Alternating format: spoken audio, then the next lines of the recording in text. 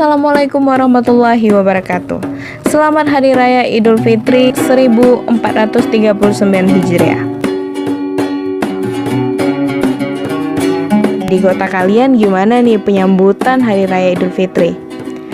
Nah, di Desa Gosong Telaga, Kabupaten Aceh Singkil memiliki cara tersendiri untuk menyambut Hari Raya Idul Fitri.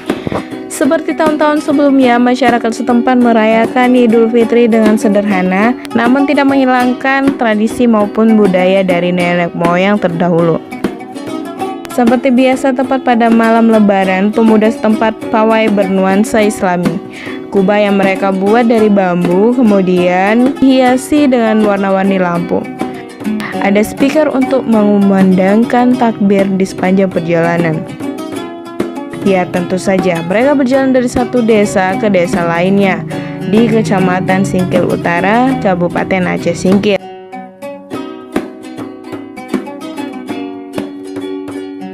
Kepala desa berharap tradisi tersebut tetap berlanjut namun dengan konsep kekinian. Ini acara penyambutan hari Idul Fitri 1439 Hijriah. Iya betul, karena selama ini adat ini sudah mulai pudar dan kita mintakan kepada istilahnya para orang-orang tua kita yang terdahulu gimana situasi dan kondisi pada zaman dahulu, kira-kira apa yang harus kita lakukan pada zaman now sekarang gitu. Ini desa kemukiman Gosong Telaga, tepatnya itu di 3 desa lah, utara, selatan, dan timur. Nama saya Muhammad Din, saya Kepala Desa Gosong Telaga Utara, mengucapkan kepada seluruh warga Kabupaten Aceh Singkil, Kecamatan Singkil Utara, dan beberapa 7 desa yang ada di ruang lingkup Kecamatan Singkil Utara, selamat melaksanakan Hari Raya Idul Fitri 1439 Hijriah. Minal aijin wal faizin. Mohon maaf lahir dan batin.